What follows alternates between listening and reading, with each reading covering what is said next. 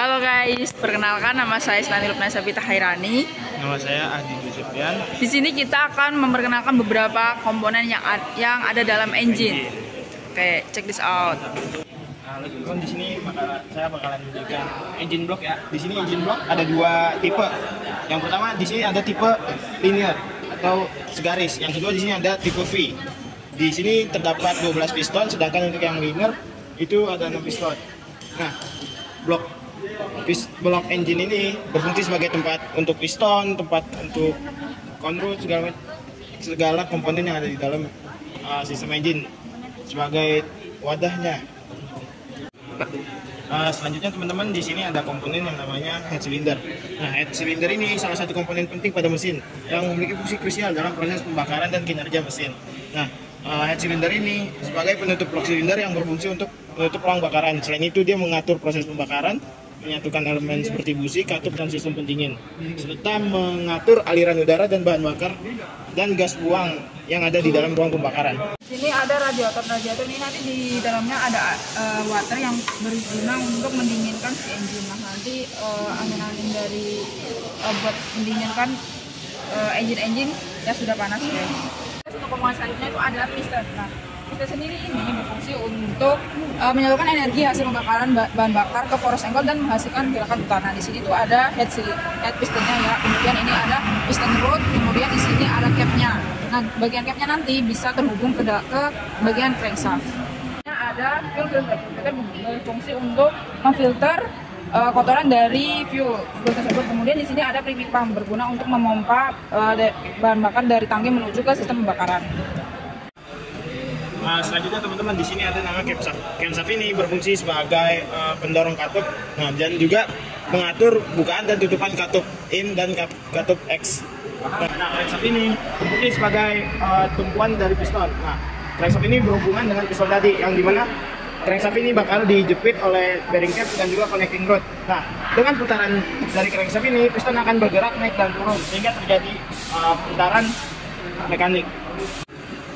Selanjutnya teman-teman, di sini ada namanya linear piston. Nah, linear piston atau pelapis silinder berfungsi sebagai dinding dalam silinder tempat piston bergerak naik dan turun. Nah, di sini fungsinya juga bisa membentuk ruang bakar, mengurangi gesekan antara piston dan silinder, dan menjaga tekanan di dalam ruang bakar. Teman-teman, selanjutnya di sini ada namanya komponen bernama water pump.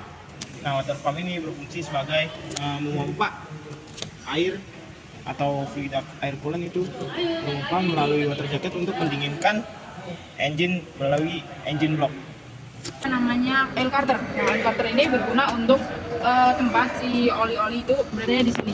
Nah, nanti oli yang kalian isi nanti tempatnya ada di sini ya guys. Nah, di sini ada komponen muffler. Nah, muffler ini sebagai gas buang dan juga sebagai tempat meredam suara dari si engine tadi. Karena di sini ada yang namanya flywheel. Nah, flywheel ini berfungsi untuk menyimpan dan menyalurkan energi putar yang dihasilkan oleh engine.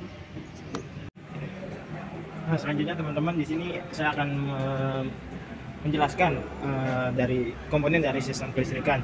Yang pertama di sini ada yang namanya alternator. Nah, alternator ini bekerja dengan cara putaran engine melalui puli. Nah, alternator ini biasanya digunakan untuk sebagai pembangkit energi listrik ya, untuk mengecas atau mengisi baterai agar baterai tidak semak.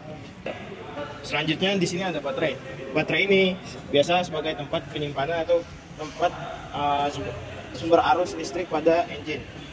Dan selanjutnya di sini teman-teman bisa lihat di sini ada motor starter. Nah, motor starter ini fungsinya untuk menggerakkan flywheel dengan cara disuplai arus baterai positif ke motor starter, dan motor starter akan terjadi induksi magnetik yang mengakibatkan motor starter maju dan berputar sehingga flywheel terputar.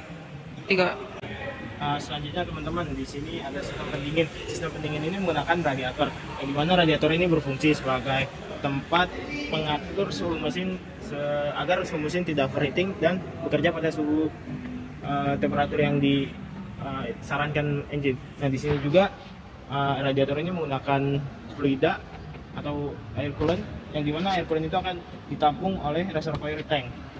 Nah, selain itu radiator bisa didinginkan oleh yang namanya kipas radiator. Nah, sekarang di sini ada water separator. Water separator itu berguna untuk memisahkan antara fuel dengan air.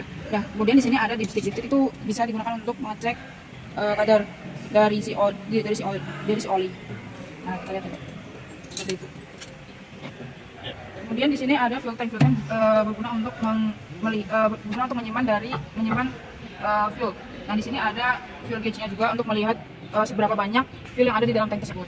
Di sini ada sistem fuel system yang dimana tadi sudah dijelaskan beberapa komponen dari fuel system itu sendiri. Nah, selanjutnya di sini ada komponen yang bernama fuel pump injection. Nah, fuel pump injection ini berfungsi sebagai pompa untuk menyedot bahan bakar dari tangki bahan bakar dan disalurkan melalui rel system menuju nozzle. Nah, nozzle ini di dalam sini bakalan berfungsi untuk menyemprotkan bahan bakar ke dalam ruang bakar.